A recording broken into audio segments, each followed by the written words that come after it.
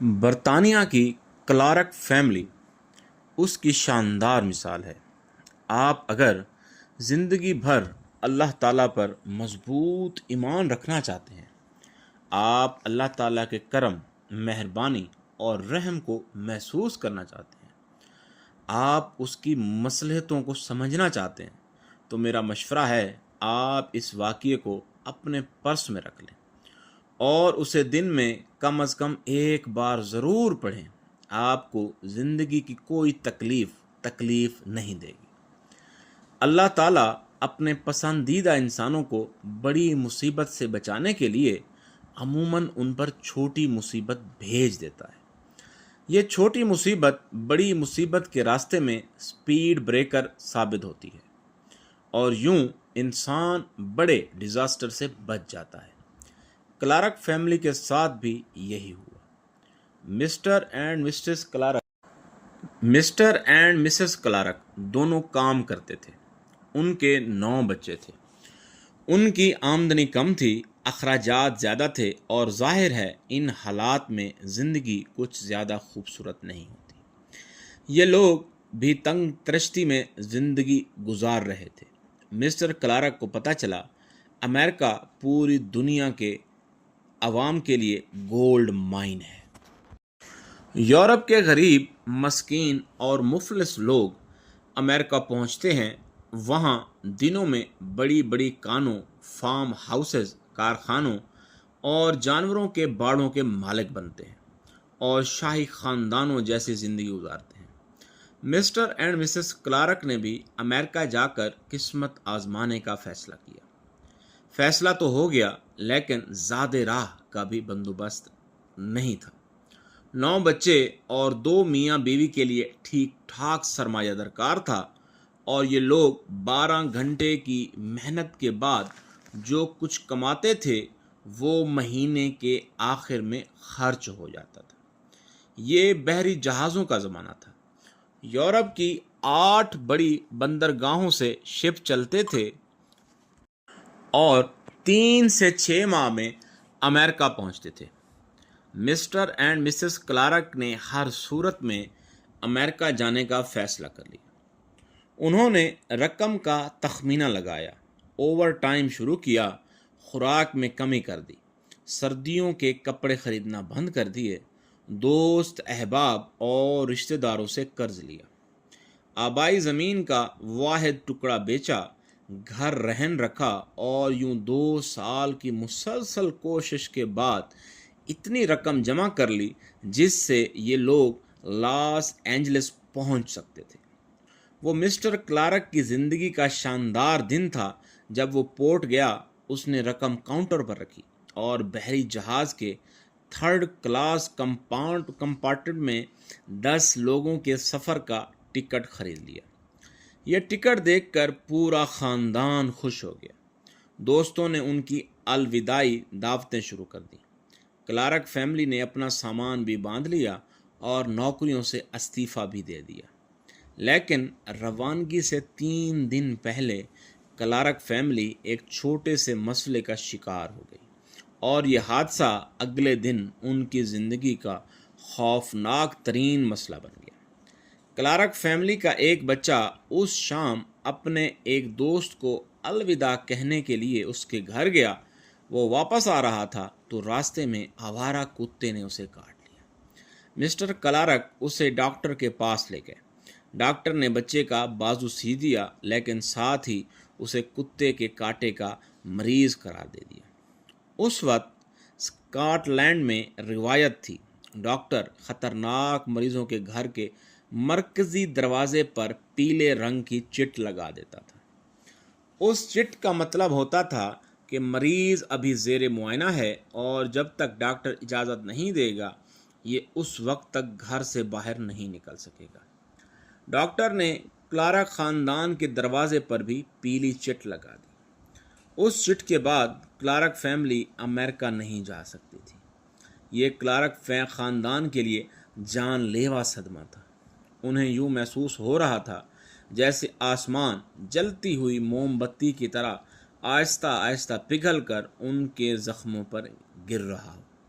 Mister and Mrs Clarke نے اپنے بیٹے کو اس بحران کا ذمہ دار قرار دے دیا۔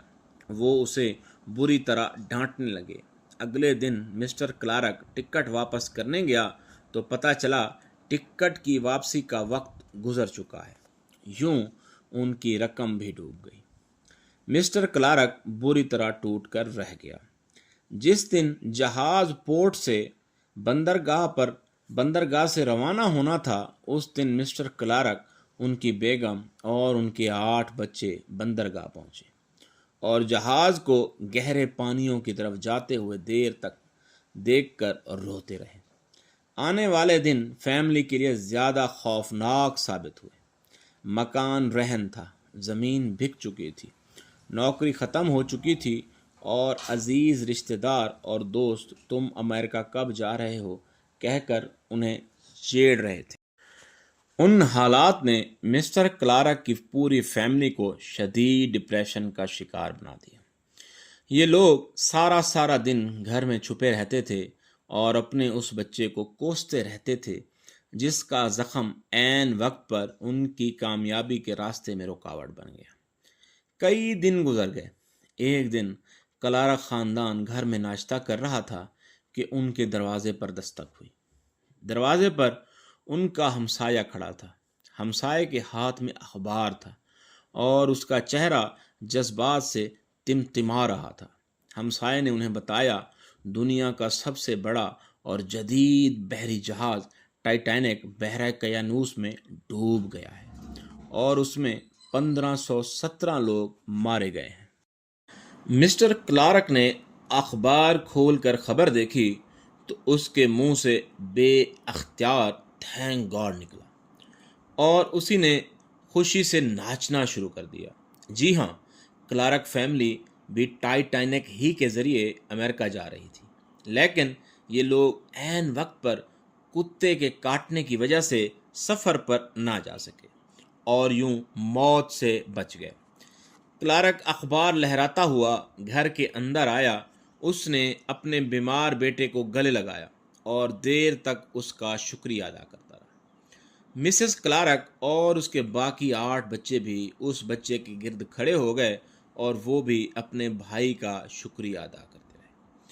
آپ اب اس خبر کے بعد کی صورتحال بھی ملاحظہ کیجیے۔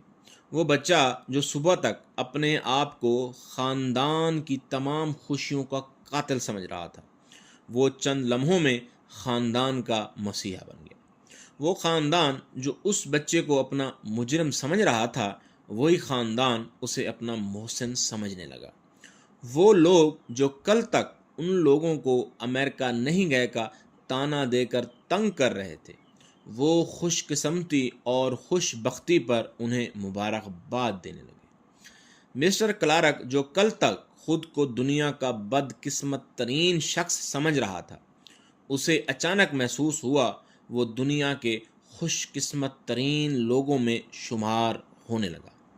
اس احساس نے اس کے اعتماد میں اضافہ کر دیا۔ اس نے اپنا کاروبار شروع کرنے کا فیصلہ کیا۔ مسٹر کلارک کا خاندان بازاں جوتا سازی کے کاروبار سے منسلک ہوا اور آج ان کے بنائے ہوئے جوتے پوری دنیا میں مشہور ہیں۔ آپ ذرا غور کیجئے، اگر اس دن کلارک کے بیٹے کو کتا نہ کاٹتا، اگر ڈاکٹر ان کے دروازے پر پیلے رنگ کی چٹ نہ لگاتا تو کیا ہوتا؟ کلارک خاندان جہاز میں سوار ہو جاتا اور یہ لوگ بھی جہاز کے دوسرے بد نصیب مسافروں کے ساتھ پانی میں ڈوب جاتے۔ لیکن اللہ تعالیٰ نے کیا کیا؟ اللہ تعالیٰ نے ایک چھوٹی سی مصیبت نازل کر انہیں بڑی مصیبت سے بچا لیا، ان کو موت کے چنگل سے نکال لیا۔ ہم سب لوگ روزانہ بے شمار ایسی چھوٹی چھوٹی مصیبتوں کا شکار ہوتے ہیں۔ ہماری گاڑی کا پہیہ فلیٹ ہو جاتا ہے، ہماری نئی شرٹ پر چائے گر جاتی ہے، ہم بڑی اہم میٹنگ کے لیے نکلنے لگتے ہیں لیکن اچانک ہمارے بچے کے ہاتھ پر چوٹ لگ جاتی ہے، ہمیں ہماری مرضی کی نوکری نہیں ملتی، ہم اچھے پرچے دینے کے باوجود امتحان میں فیل ہو جاتے ہیں، ہماری رقم ڈوب جاتی ہے، ہمارا قریب ترین دوست ہمیں دھوکہ دے جاتا ہے، हमारा कुत्ता हमारा कीमती जूता चबा जाता है, हमारे सर पर पंखा गिर जाता है, हमारे दूध से छिपकली निकल आती है, हमारी फ़्लाइट मिस हो जाती है या हमारी गाड़ी का एक्सीडेंट हो जाता है और हम देर तक खुद को बदनसीब करार देते रहते हैं। हम अल्लाह ताला के साथ शिकवे करते रहते हैं, ये सिर्फ़ मेरे साथ ही क्यों होता है। हम अल्लाह ताला से पूछते रहते हैं, क्या सिर्फ़ हम ही तुम्हारे इम्तिहान के लिए रह गए हैं। हम महीनों तक खुद को कोसते रहते हैं, लेकिन हम कभी उन छोटी छोटी मुसीबतों के पेंदे में छुपी खुशकिस्मती पर तवज्जो नहीं देते। हम कभी उन मुसीबतों के पीछे मौजूद अल्लाह ताला की ब्लेसिंग नहीं देखते। हमने कभी गौर नहीं किया, अल्लाह ताला अमूमन छोटे कांटे के ज़रिए बड़ा कांटा निकालता है। ये आपको ठुड्डा मरवा कर एयर क्रैश से बचाता है और ये छोटे छोटे अदालती फ़ैसलों के ज़रिए हुक्मरानों को इक़्तिदार की औकात समझाता है। चुनाचे आज से आप जब भी किसी छोटी मुसीबत का शिकार हों तो अपने दिल पर निगाह डालें, लंबा सांस लें और अल्लाह ताला से मुखातिब होकर अर्ज़ करें, या मेरे परवरदिगार तेरा शुक्र है, मैं तेरी मसलहत को नहीं समझ रहा, लेकिन मुझे यकीन है मेरे बारे में तुम्हारा फ़ैसला गलत नहीं होगा। तुम यकीनन मुझे किसी बड़ी मुसीबत से बचा रहे हो। शुक्रिया बारी ताला, थैंक गॉड।